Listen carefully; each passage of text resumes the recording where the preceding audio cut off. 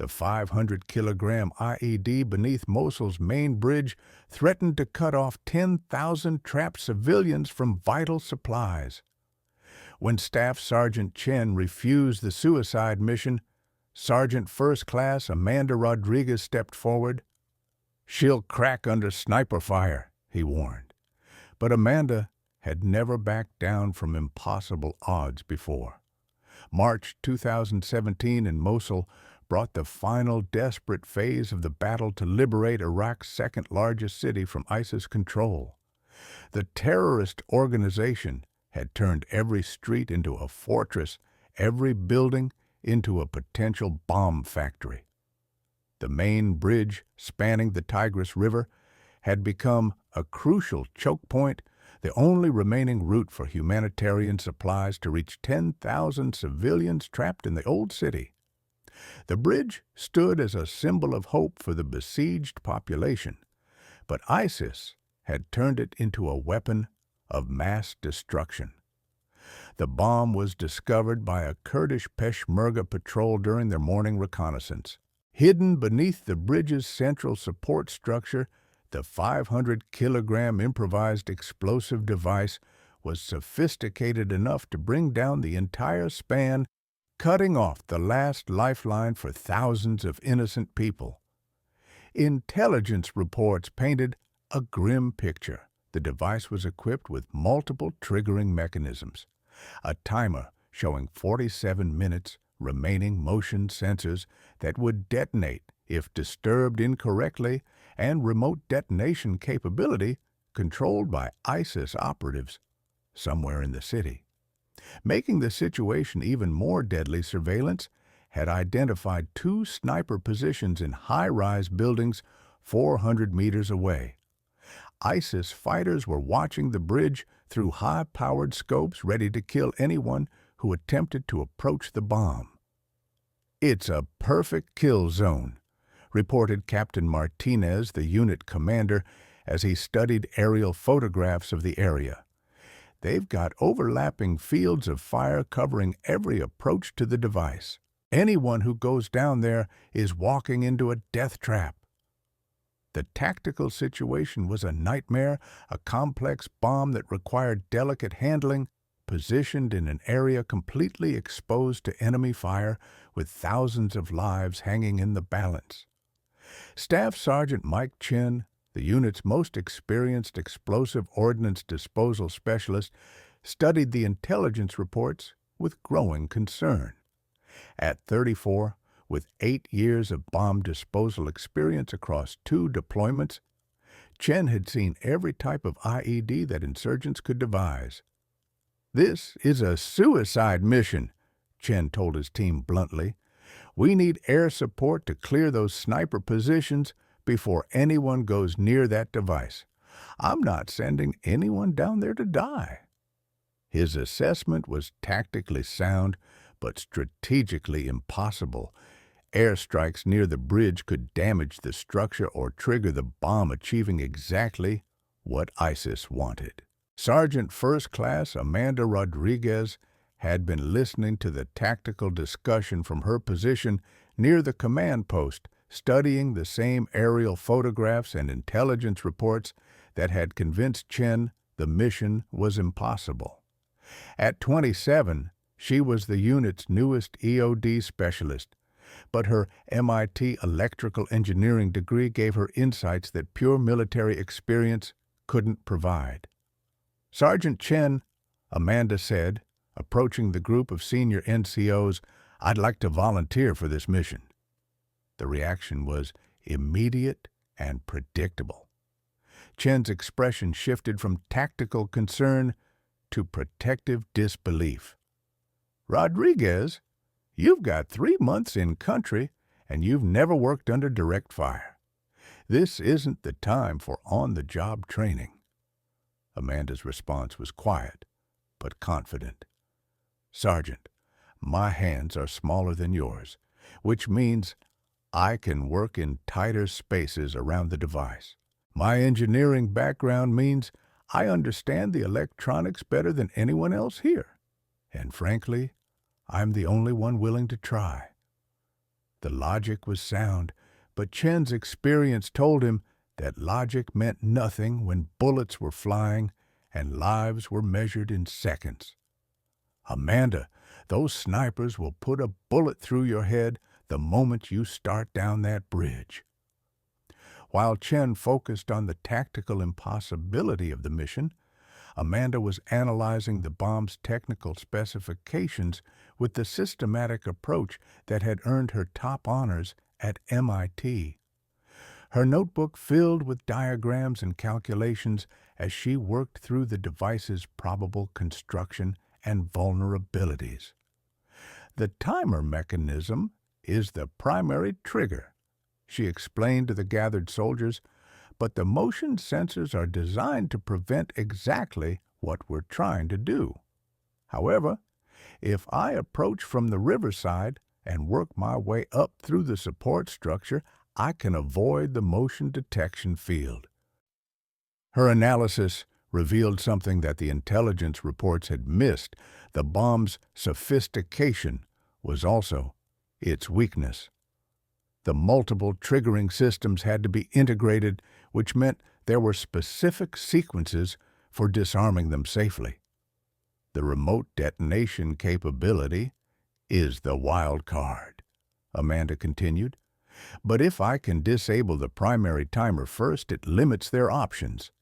They'll have to rely on the motion sensors or manual detonation, both of which give me more control over the situation. Chen listened to her technical breakdown with growing respect, but his tactical concerns remained unchanged.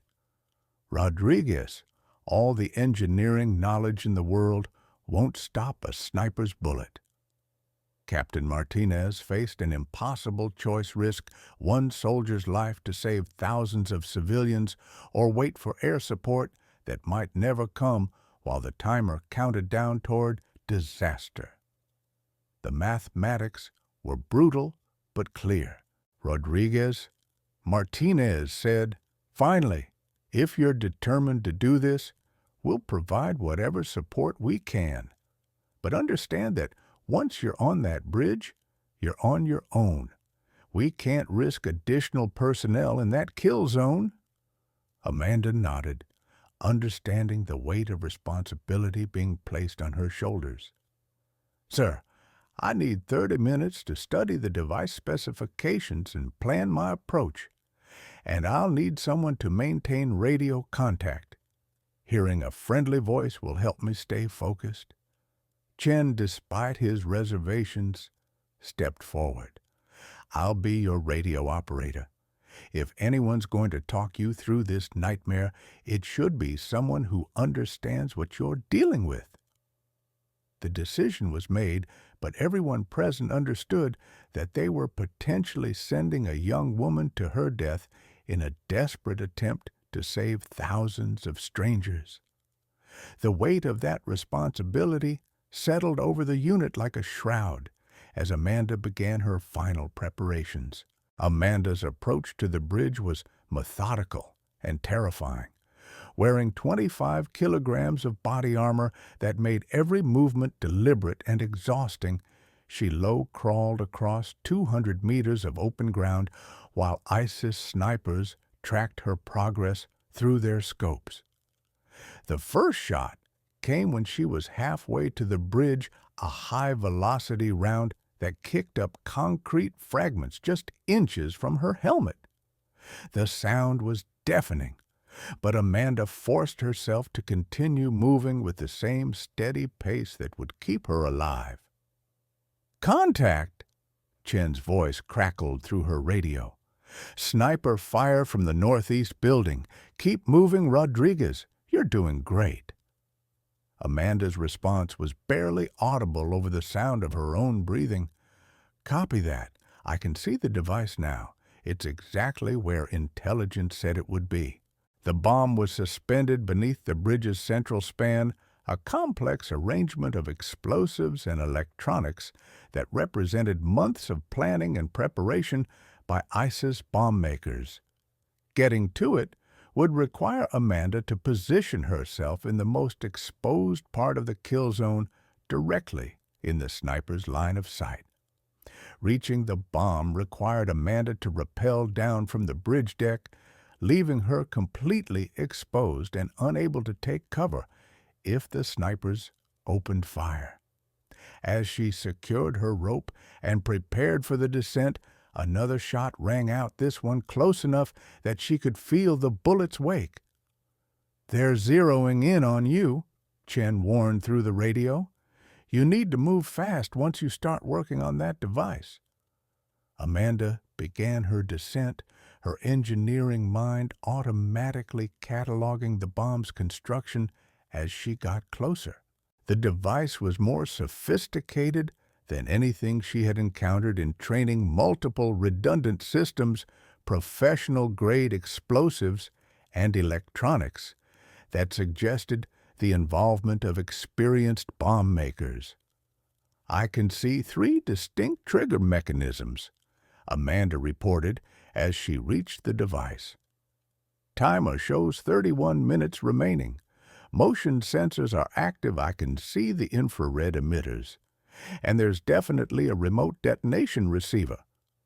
Her hands, despite the stress and adrenaline, remained steady as she began the delicate process of identifying which wires controlled which systems. This was where her MIT training became invaluable, understanding not just which wire to cut, but why the bomb makers had chosen that particular configuration. The sniper's patience ran out just as Amanda began working on the device's primary circuit board.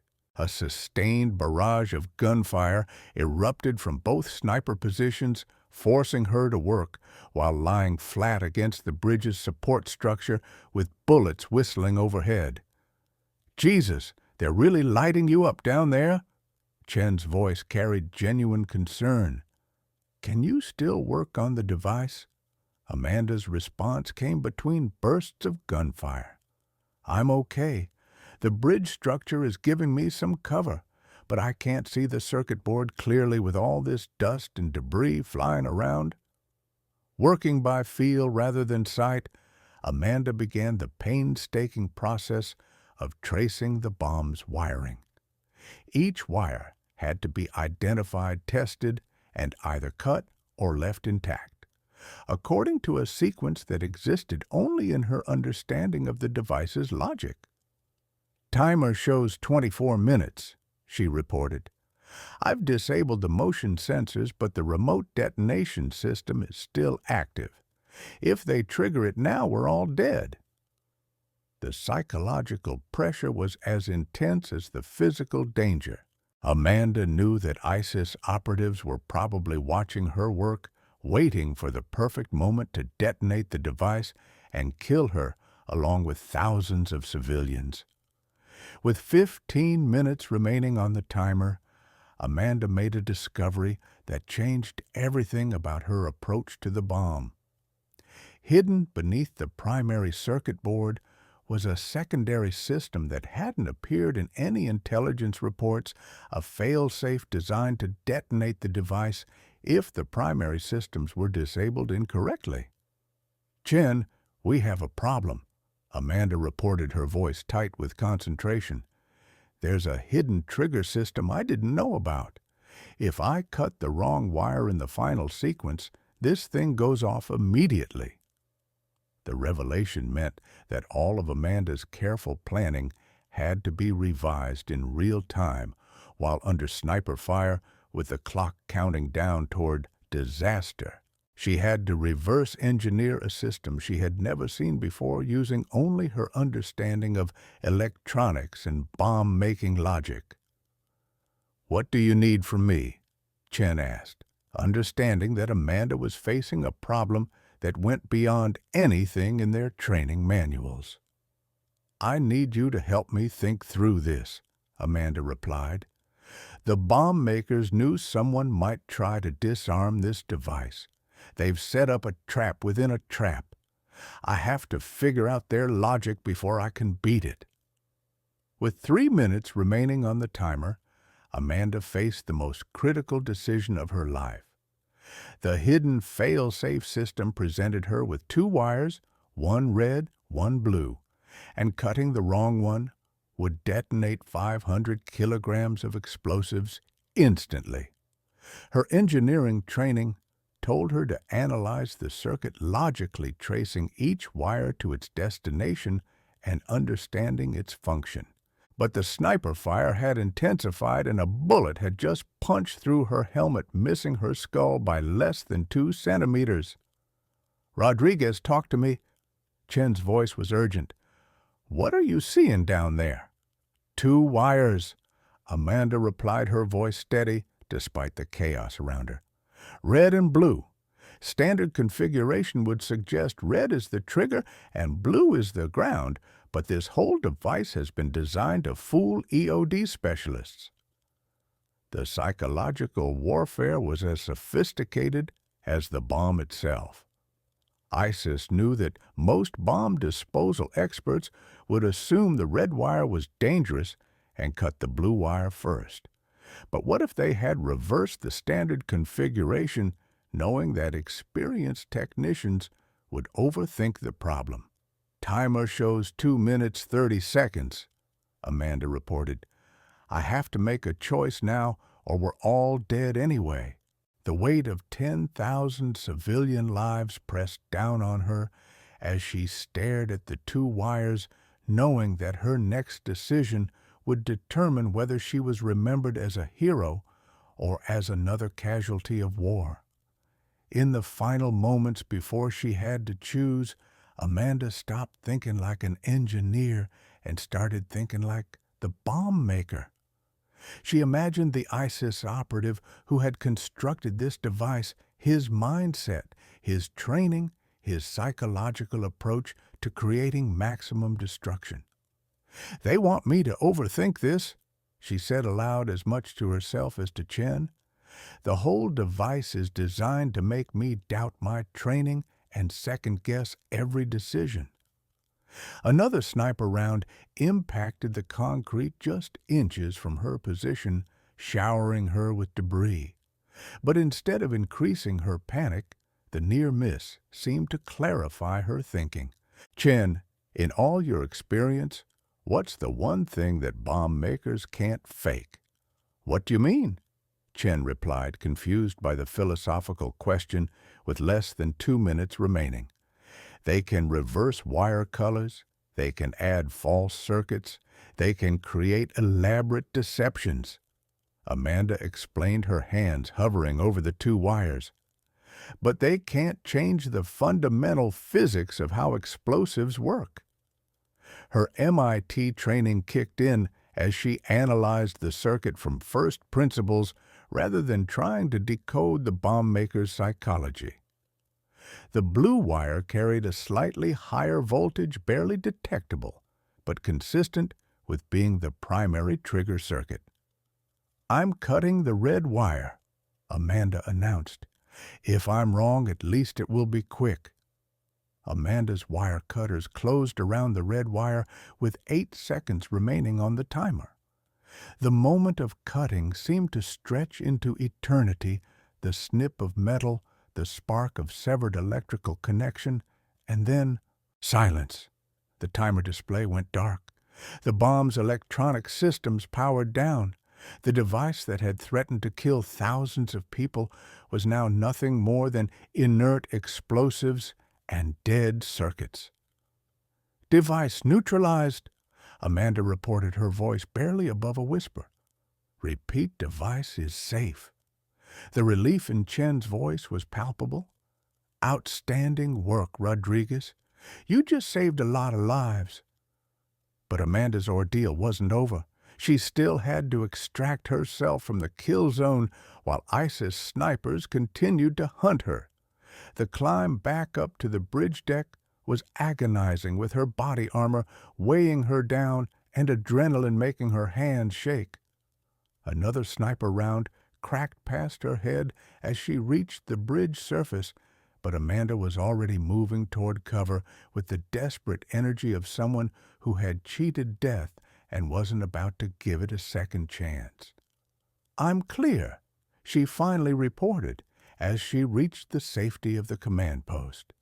The bridge is secure. The mission that Staff Sergeant Chen had declared impossible had been completed by a 27-year-old engineer who had never worked under fire before. Amanda Rodriguez had proven that sometimes the most dangerous missions required not just courage, but the willingness to trust your training when everything around you was falling apart. As Amanda reached the safety of the command post, the full magnitude of what she had accomplished began to sink in for everyone present. The bridge that had been a death trap just an hour earlier was now secure, and the supply route to 10,000 trapped civilians was open. Captain Martinez was the first to greet her, his expression mixing relief with amazement. "Rodriguez, what you just did was extraordinary. I've never seen anything like it." Amanda's response was characteristically modest. "Sir, I just did my job. The engineering principles were sound. I just had to trust my training and ignore the distractions." But everyone present understood that what Amanda had accomplished went far beyond just doing her job. She had solved a complex technical problem while under sustained sniper fire, making life or death decisions with thousands of lives hanging in the balance. Staff Sergeant Chen approached with obvious respect and a hint of embarrassment about his earlier skepticism. "Rodriguez, I owe you an apology. I let my protective instincts override my judgment about your capabilities." Amanda's gracious response demonstrated the maturity that had made her success possible. "Sergeant, you were trying to keep me safe. That's what good leaders do." The post-mission analysis revealed just how sophisticated the bomb had been and how close Amanda had come to making a fatal mistake. The device had indeed been designed by experienced bomb makers who understood how EOD specialists thought and worked. The hidden fail-safe was particularly clever, Amanda explained to the intelligence officers who debriefed her. They knew that most technicians would find the secondary system and assume it was the real trap, when actually it was designed to make us overthink the final decision. Her analysis of the bomb's construction provided valuable intelligence about ISIS bomb-making capabilities and techniques information that would help other EOD specialists face similar devices in the future. The key insight, Amanda continued, was realizing that they couldn't fake the fundamental physics. No matter how elaborate their deceptions, the actual trigger circuit still had to carry the voltage necessary to detonate the explosives. Word of Amanda's heroism spread quickly through the military community, transforming the young engineer into a legend within the EOD field. Her success under impossible conditions became a case study in military academies and EOD schools worldwide. Sergeant Rodriguez has redefined what we thought was possible in bomb disposal operations, said Colonel Patricia Hayes, the senior EOD officer for the theater. Her combination of technical expertise and courage under fire represents the finest traditions of military service. Amanda was awarded the Silver Star for her actions, but more importantly, her techniques were incorporated into EOD training programs across all branches of the military. The approach she had used, combining engineering principles with intuitive decision-making under pressure, became known as the Rodriguez Method.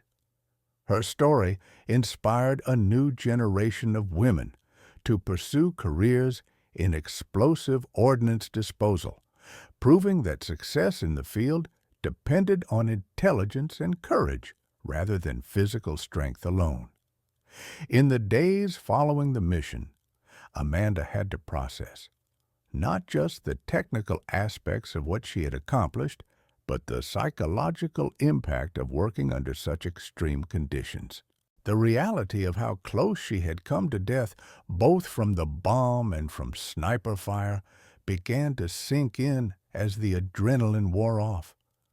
"I keep thinking about that bullet that went through my helmet," Amanda told the unit psychologist during her mandatory post-mission counseling. 2 centimeters to the left, and I would have been dead before I could finish the job. The counselor helped Amanda understand that her ability to maintain focus despite such immediate threats was actually a rare psychological trait that made her exceptionally suited for high-stress operations. Her engineering background had given her the technical skills, but her mental resilience had made the mission possible. "What you experienced down there," the psychologist explained, "was a state of flow where your training, your intelligence, and your courage all came together perfectly. It's the kind of performance that defines legendary military careers." Amanda's success fundamentally changed the dynamics within her EOD unit. The skepticism that had initially greeted her assignment to the team was replaced by genuine respect and recognition of her unique capabilities. Staff Sergeant Chen became one of her strongest advocates, working with her to develop new training protocols that combined traditional EOD techniques with advanced engineering principles. Their partnership became a model for how experienced military personnel could learn from newer team members with different backgrounds. "Amanda taught me that experience isn't just about time in service," Chen reflected. "Sometimes fresh perspectives and different training can solve problems that conventional approaches can't handle." The unit's success rate improved dramatically as they incorporated Amanda's analytical methods into their standard operating procedures, proving that her approach wasn't just effective in extreme situations, but could enhance routine operations as well. Amanda's story had implications that extended far beyond the EOD community. Her success challenged traditional assumptions about who could succeed in high-stress military occupations and demonstrated the value of recruiting personnel with diverse academic backgrounds. The Rodriguez case shows us that we need to be more creative in how we identify and develop military talent, explained General Robert Martinez, who oversaw personnel policy for the Army. Her MIT engineering degree was just as important as her military training in making that mission successful. Military recruitment programs began actively seeking candidates with technical backgrounds, understanding that modern warfare required soldiers who could think as well as fight. Amanda's example inspired changes in training programs across multiple military occupational specialties, emphasizing the importance of analytical thinking alongside traditional military skills. Her story became a symbol of how individual excellence could drive institutional change, proving that one person's courage and competence could influence an entire military culture. Amanda's success led to revolutionary changes in explosive ordnance disposal training and procedures throughout the U.S. military. Her combination of engineering expertise and intuitive decision-making under pressure became the foundation for new EOD training programs that emphasized analytical thinking alongside traditional bomb disposal techniques. The Rodriguez method was incorporated into curricula at military academies and specialized schools, teaching future EOD specialists to approach complex devices as engineering problems rather than just following standard procedures. Her techniques proved particularly effective against sophisticated IEDs designed to defeat conventional disposal methods. Most importantly, Amanda's success demonstrated the value of recruiting personnel with diverse academic backgrounds for specialized military roles. The military began actively seeking candidates with engineering, physics, and computer science degrees for EOD positions, understanding that modern threats required soldiers who could think like the engineers and scientists who created them. Amanda's heroism at Mosul marked the beginning of a distinguished military career that would take her to the highest levels of the EOD community. She was rapidly promoted and assigned to develop new counter-IED technologies and training programs, becoming one of the military's leading experts on advanced explosive devices. Her combination of field experience and technical expertise made her invaluable for analyzing emerging threats and developing countermeasures. She worked with defense contractors and research institutions to create new tools and techniques for bomb disposal, always emphasizing the importance of understanding the engineering principles behind explosive devices. Years later, as a senior officer, Amanda would establish scholarship programs to encourage women and minorities to pursue careers in military engineering fields, using her own story as proof that success in traditionally male-dominated specialties was possible through competence and determination, rather than conformity to established stereotypes. The bridge in Mosul that Amanda had saved became a symbol of hope and resilience for the Iraqi people, remaining a vital transportation link long after ISIS was defeated. But her more important legacy was the transformation she brought to military thinking about capability, courage, and the value of diverse perspectives in solving complex problems. Her story continued to inspire new generations of military personnel, proving that the most dangerous missions sometimes required not just physical courage, but the intellectual courage to trust your training and make critical decisions when everything around you was falling apart. Amanda Rodriguez had shown that true strength came from the combination of knowledge, skill, and the willingness to act when others hesitated.